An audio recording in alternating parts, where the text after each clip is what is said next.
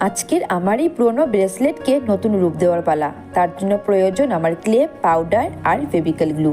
প্রথমে আমি ক্লেকে একসাথে মিশিয়ে পাউডার দিয়ে এরকম লম্বা করে নিয়েছি, যাতে আমার পুরো ব্রেসলেটটা কভার করতে পারি। তারপর আমি গ্লু বসিয়ে এই ব্রেসলেটটার উপরে এই ক্লেটা বসিয়ে দেব, ঠিক যেভাবে দেখাচ্ছি।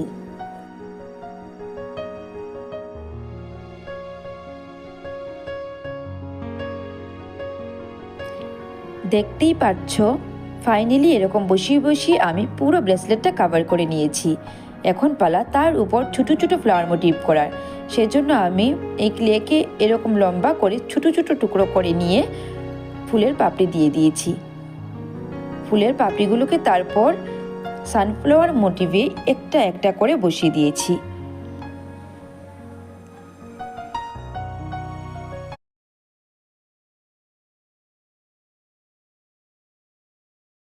দেখো পুরোনো ব্রেসলেটটা কিভাবে নতুন রূপ পেয়ে গেল।